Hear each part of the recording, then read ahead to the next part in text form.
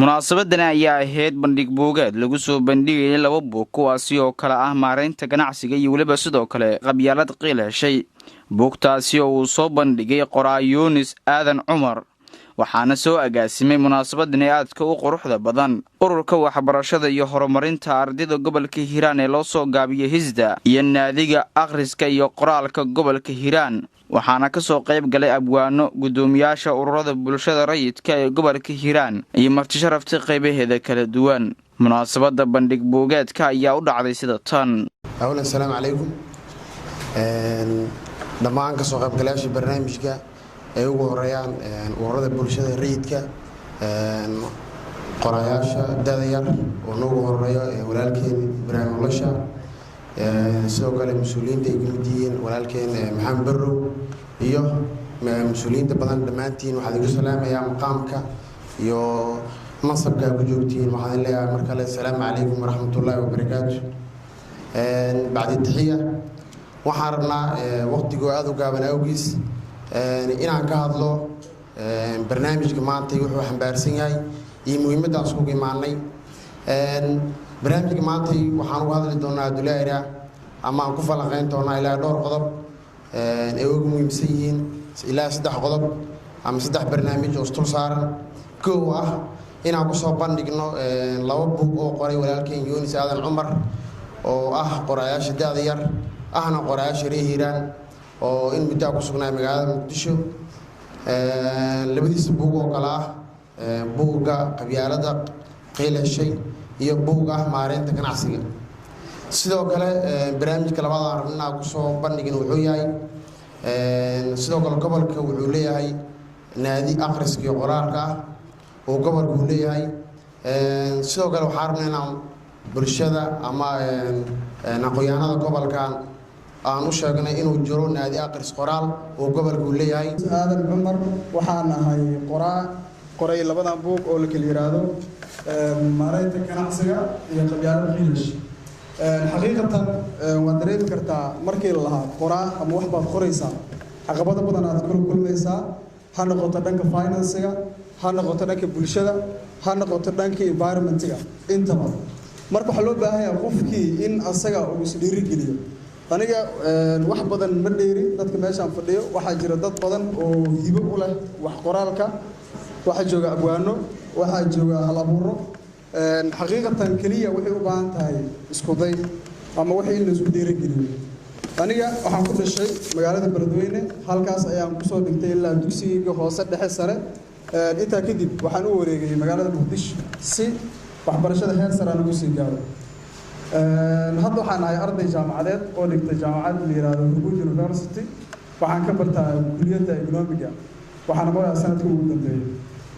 inta kadib waxaan jeclaystay sanadkan inaan dib ugu soo noqdo gobolkaygii maadaama aan halkaas ku soo barbaaray kuna soo waxbartay si bulshadeedii aan ugu bandhigo waxyaabihii aan soo qoray ayagana ugu dhiirigeliyo inay wax qoraan soo bandhigay labadan buug oo runtii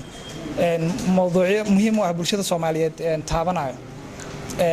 marka laga hadlo qabyaalada dhibaatooyinka ay leedahay qof walba oo dhalinyaro ah ee mutaystay ama challenges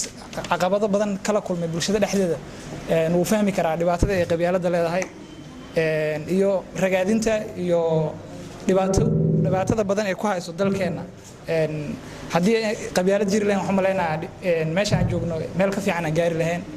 30 sano la soo dhaafin waxyaabaha adduunyada naga reebo waa qabyaalada iyo dagaalka iyo in loo gurbaantumo in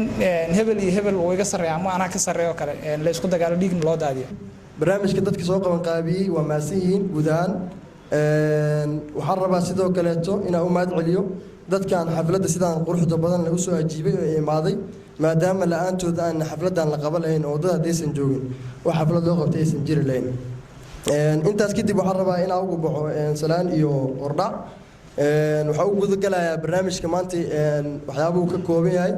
sidii walaalihii ugu horeeyay sheegeen oo number 1 eeday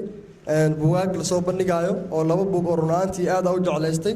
qoraaga da'da yar ee labada buug soo bandhigay Mr. Yunis waxaan kala rabaa inaan ka hadlo dhowr qodob oo ahdaafta meesha u maanay oo aad qaabkeed aad aragteen oo ah bandhig buugga marka xigto anigoo ah gudoomiyaha naadiga akhriska iyo qoraalka gobolka Hiiraan macno weyn ku sii fadhiya marka la yiraahdo akhris iyo qoraal oo hal qof kaligiis gudoomiye kama noqon karo laakiin si sambal ah ayuu u sii hayn karaa ururada kale oo dhan waa laga noqon karaa gudoomiye laakiin qof kasta oo wax qaraaray ama akhriyahay gudoomiye laga noqon karo runtii madashaan maanta lagu casuumay runtii aad u soo dhaweynayaa barnaamijka quruxda badan ee akhriska runtii akhriska markaan wax ka hadlo akhriska qofka aqoontiisa uu qabaa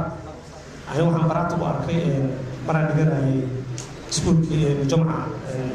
نقرأ يرى سكول فصل الحين كدم يونيفرسال أساسي جنني مرة أنا أسوي وصاحب أقونها وأكررنا وقرأنا كنا كفينا نكى وحنا أركي مرة بالإنجليز كسلوا يخان أنا وأقوني دمنا وقوة برجني سؤال ويدي محاورة صباح كستجرات صباح كستوقع أخريا بوقت الإنجليز وأخريا runtii akhriska wax badan uu maaragtay oo keena aqoonta qofku uu kordhiyaa waxay tahay maanta farxad aad u weyn inaan ka soo qayb galo xaflad oo heerkan leh oo saan u sareyso oo looga hadlayo mowduucyo kala ah mowduuca koowaad oo ah 4.5 iyo in looga hadlo cilmi baaris badan lagu sameeyay ganacsiga labadaas labada buug lagu soo bandhigay maanta aad aan ugu faraxsanahay anigu waa magaca Smart International College for Science and Research markii loo fiiriyo muhiimadda barnaamijka lagu galo dowladda aad cumar oo qoraa aad u daayar inta badan taariikh ahaan aan si fiican loo qaano markii loo fiiriyo gobolka maanta Hiiraan waa gobol يعني dadkiis wax baratay ay maqan yihiin markii laga fiiriyo lagu soo galo marka bandhig soo bandhigayo dadka soo qayb galay intii leeyihiin madaxan waa aragteen aniga marka meesha maanta ku fadhiyo aad ay u yaryahay marka hore waxaan aad ogaadinayaa naadiga akhriska iyo qoraalka Hiiraan oo run ahaantii hawshan ayagoo maaragtay urur kala kaashanayo soo qaban qaabiyay isla mar ahaantaana bulshada horkeena buugta qiimaha badan hisda oo aan maaragtay xubnahooda wali aan ka tirsanahay na jecelahay aanan u riyaaqsanahay habkay u shaqeynayaan isla mar ahaantaana bulshada ugu adeegayaan iyaga laftigoodana waa aan ogaadinaya waxa la yiri wixii aad joogtayso hibadaada ayaad ka dhax aragtaa ugu dambeyn waxaa hadalka qaatay gudoomiyaha ururka waxbarashada iyo horumarinta ardayda gobolka Hiiraan ee loo soo gaabiyay magacooda Hisda mudane Mahad Beyle waxa uu na faahfaahin ka bixiyay bandhig buugeedkani anoo fursadan ka faa'iideysanayo waxaan rabaa inaan la wadaago wadaagta aqoon-yahanada halkan fadhiyo ururka waxbarashada iyo horumarinta ardayda gobolka Hiiraan inuu idinku bishaareeyo deeq waxbarasho oo dalka gudihiisa iyo dibaddiisa insha Allah heer kasta ee jaamacadeed haddii ahayd heerka koowaad heerka labaad iyo heerka saddexaad jaamacadaha gudaha waxay nagu soo dhacday xafiiskeena ku soo dhacay oo gacanta ku helaa 300 oo deeqo waxbarasho oo jaamacadaha kala gedisan ee gobolka ku yaal iyo kuwa Muqdisho ku yaal waxaynu rabnaa cid kasta oo fursad ka faa'iideysan karta inay si u dhaqsaha badan oo soo xiriirto sidoo kale waxa gacanteena ku jira oo aan rabnaa inaan soo bandhigno deeqo waxbarasho oo dalka dibadiisa gaar ahaan waddanka Turkiga oo saddexda heer ee jaamacadda haddii aan lahayd bachelor degree haddii aan lahayd master haddii aan lahayd PhD haddii aan lahayd deeqaha waxbarasho ee waddanka Turkiga laba qaybood bay isugu jiraan labada qaybood qaybo waa jaamacadaha dawladda ay leedahay